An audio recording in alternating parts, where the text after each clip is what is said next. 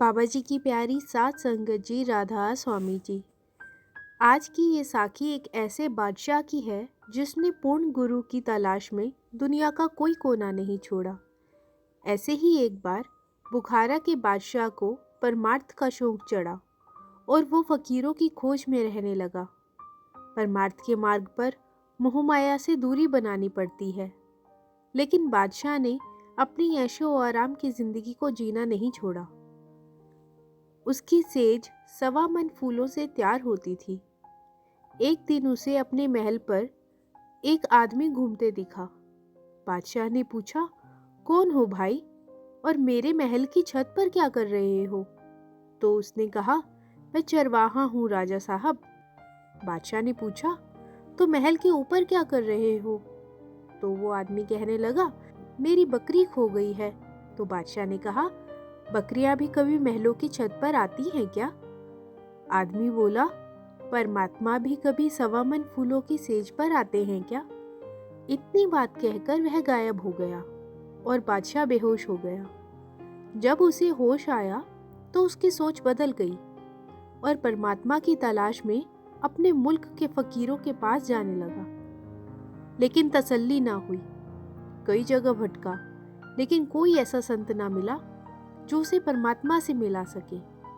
फिर वो भटकता हुआ हिंदुस्तान पहुंच गया। हिंदुस्तान में भी बहुत ढूंढा, फिर भी तसल्ली ना हुई। आखिर में वो काशी जा पहुंचा और कबीर साहब के आगे सर झुका लिया कि मुझे अपना शिष्य बना लो। कबीर साहिब ने कहा कि तू बादशाह और मैं फकीर, तेरी मेरी कैसे निभेगी? बादशाह बोला, हे मेरे सद्गुरु, मैं कोई बादशाह बनकर तेरे दर पर नहीं आया। मैं तो यहाँ एक भिखारी बनकर आया हूँ। खुदा के लिए मुझे बख्श लो।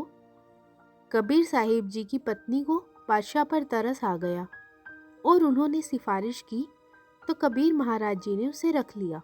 बादशाह वहाँ उनके आश्रम में रहकर काम करने लगा। एक दिन माई लोई ने कबीर साहिब से कहा कि है बादशाह, और हम गरीब हैं, जो हम खाते हैं वही ये चुपचाप खा लेता है। हम जैसे भी रहते हैं ये भी वैसे ही हमारे साथ रह लेता है। इसको नाम की बख्शीश कर दो। सात संगत जी, सतगुरु तो जान ही जान होते हैं। तो कबीर साहिब ने माई लोई को कहा कि अभी इसका मन निर्मल नहीं हुआ, अभी इसको वक्त लगेगा। माई ने कहा, आप ऐसा क्यों कह रहे हैं? रूखी सूखी खाकर यह हमारी सेवा करता है, हुक्म मानने से इनकार नहीं करता, इसका हृदय कैसे निर्मल नहीं? कबीर साहिब कहने लगे, ऐसे करो, एक बाल्टी कूड़े की लेकर छत पर चढ़ जाओ, मैं इसको बाहर भेजता हूँ। जब यह जाने लगे तो इसके सिर पर डाल देना और पीछे हटकर कान लगाकर सुनना कि यह क्या कहता है। माई ने कूड़ा इकट्ठा किया और ऊपर गई तो कबीर साहिब ने बादशाह से कहा, बेटा बाहर जाओ और नदी से थोड़ा पानी ले आओ। बादशाह बाहर गया। माई ने सिर पर कूड़ा डाल दिया और कूड़ा सिर पर पड़ते ही बादशाह गुस्से में बोला, कूड़ा फेंकने वाले, तू मेरे मुल्क में होता तो तेरा सर कलम करवा देता। माई ने आकर कबीर साहिब को बताया कि बादशाह ने गुस्से में ऐसा बोला। कबीर साहिब ने कहा कि मैंने तुझसे कहा था कि अभी हृदय साफ नहीं हुआ है, अभी यह नाम के काबिल नहीं हुआ है। 4 साल और बीत गए। एक दिन कबीर साहिब ने कहा कि अब यह बादशाह तैयार है। माई ने कहा कि मुझे तो कोई फर्क नहीं दिखाई देता, जैसे पहले था वैसा ही अब है। हमारे साथ जैसे पहले रूखी सूखी खाकर गुजारा कर लेता था वैसे ही आज भी कर लेता है। कबीर साहिब ने कहा कि अगर तू फर्क देखना चाहती है तो पहले तो कूड़ा लेकर छत पर गई थी, अब कीचड़ लेकर जा। जब गली से निकले इसके सर पर डाल देना। माई ने ऐसा ही किया। जब बादशाह बाहर निकला तो माई ने जो कीचड़ था उसके सर पर डाल दिया।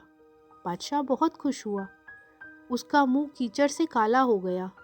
कहने लगा, शाबाश डालने वाले, तेरा भला हो। यह मेरा मन हंकारी था, इसका यही इलाज था। माई ने आकर कबीर साहिब को बताया कि जी आज तो बादशाह ने गुस्सा नहीं किया, उल्टा कीचड़ डालने वाले को ही दुआएं देने लगा। कबीर साहिब ने कहा, मैं जो तुझसे कहता था कि अब कोई कसर बाकी नहीं है, उसका हृदय नाम के काबिल हो गया है। अब जब कबीर साहिब जैसा संत और बादशाह जैसा शिष्य, फिर और क्या चाहिए था। जैसे ही कबीर साहिब ने उसे नाम की बख्शीश की तो वो ध्यान में बैठ गया और बैठते ही उसकी सूरत ऊपर की तरफ चढ़ गई। फिर कबीर साहिब ने कुछ घंटे के बाद उससे कहा कि तेरी भक्ति पूरी हो गई, अब तू जहाँ जाना चाहता है जा। सासंगत जी, ये वो ज़माना था जब बादशाह लोग एक पूर्ण संत के लिए अपनी बादशाही तक छोड़ देते थे, और एक ये ज़माना है जहाँ हम अपने सतगुरु के हुक्म में भी नहीं रहते। क्या हम उस दया के काबिल कभी थे जो हमारे मालिक ने हम पर की है? उस ज़माने में नामदान देने के लिए सतगुरु कितनी कठिन परीक्षा लेते थे, ये आपने इस साखी में समझा ही है। और आज हम देखें तो हमारे बाबा जी कितने दयालु हैं, बिना किसी परीक्षा के नामदान दे देते हैं, और हम फिर भी उनका कहना नहीं मानते और भजन बंदगी नहीं करते। एक सत्संग में बाबा जी ने फरमाया था कि अगर आपको मालिक ने नामदान के साथ जोड़ा है तो आप इस चीज को कर सकते हो। उस मालिक ने आप पर विश्वास किया है, इसलिए वह नामदान आपको मिल पाया है। अब आगे यह हमारे ऊपर है कि हम अपने गुरु का विश्वास बनाए रखते हैं या उस विश्वास को तोड़ देते हैं। नामदान मिलने के बाद से हमारी जिम्मेवारी हमारे सतगुरु ले लेते हैं। अगर हम वह नाम नहीं जपते, उस चीज़ की कद्र नहीं करते, तो कर्मों का बोझ हमें तो उठाना ही पड़ता है, लेकिन हमारे साथ साथ हमारे सतगुरु को भी उसकी तकलीफ उठानी पड़ती है, क्योंकि उन्होंने हमारी जिम्मेवारी ली थी।